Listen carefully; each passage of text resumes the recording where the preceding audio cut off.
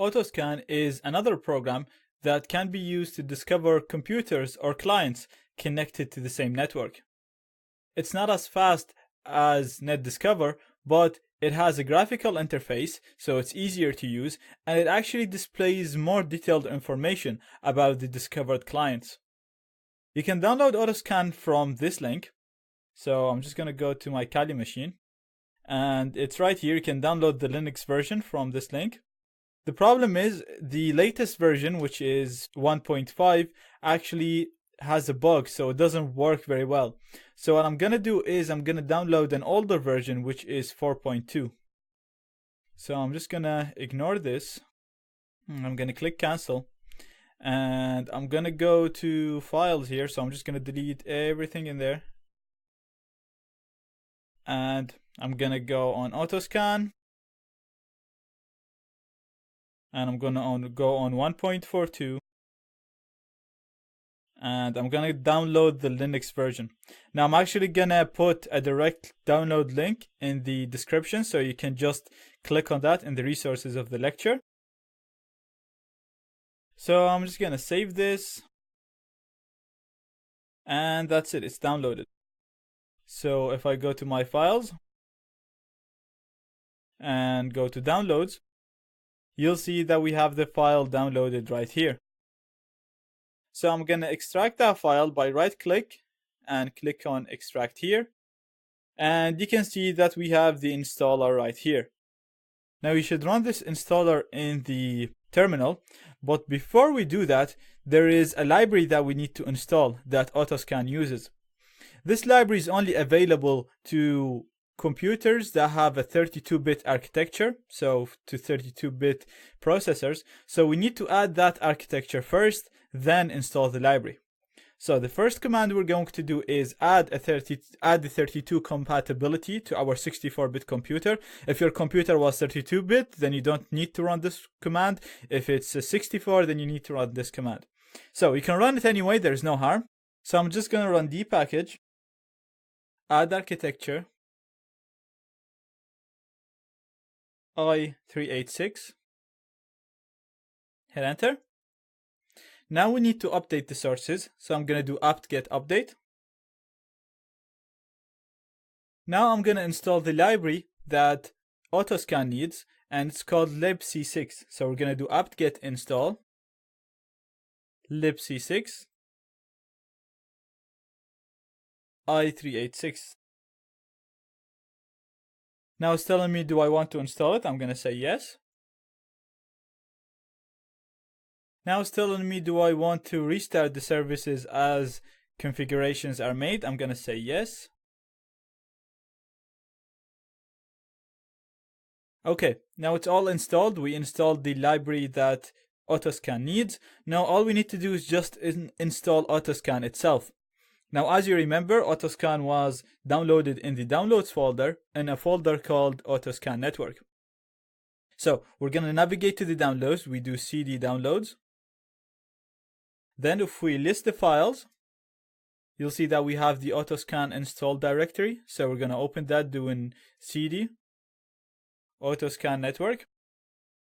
Then if I list this, we'll see the installer itself written in green. To run that, we're going to do bash and then write the name of the installer. Hit enter. That's the newer version that you install with bash. So with this one, you actually just run it like so. You put / /, and then you put the name of the installer, which is Autoscan. Hit enter. And now it's asking me, telling me that this is going to install Autoscan. Do you want to go ahead with that? I'm going to say yes. Now it's telling me where do I want to install it, and I'm going to keep it as the default place, which is opt Autoscan. And now the program is fully installed. So if we go to the desktop, you'll see that we have a launcher here on the desktop. And also if you go on all the programs and look for Autoscan,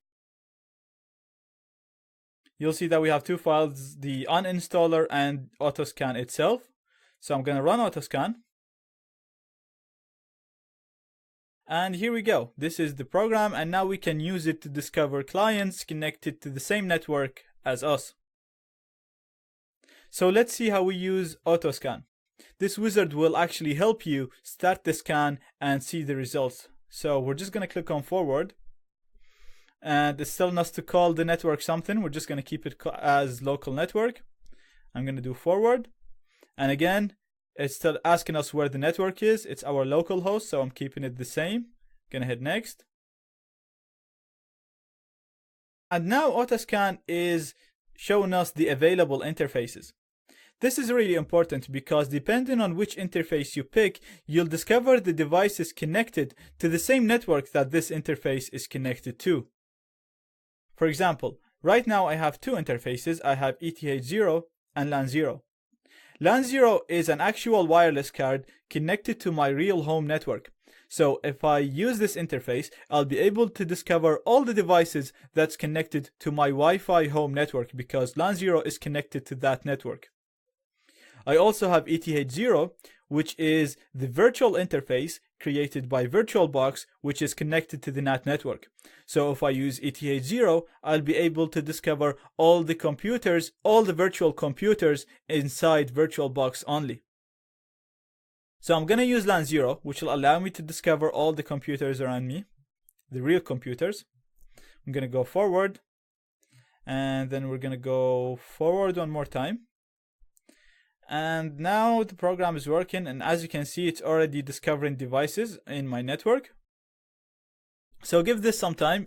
First of all, it's going to discover the IPs. Then it'll try to gather information about the open ports, the operating system, and the services used on these open ports. Now the scan is over, and as you can see now from the left, we can see all the devices in my network. Clicking on any device will show you more information here on the right. For example, I clicked on my router right now. Now it actually wasn't able to discover or know which operating system is used on that device, so it's asking me to add it manually so it knows in the future. I'm just going to cancel this now. And you can see that it got me more information than NetDiscover.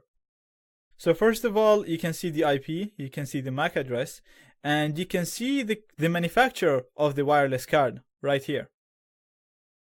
Now you can see it's also telling you that this is probably a gateway of the LAN, so it's probably not an actual computer, it's probably a router. Now right here you can see we have the open ports, and you can see that we have port 53 open, which is a DNS port.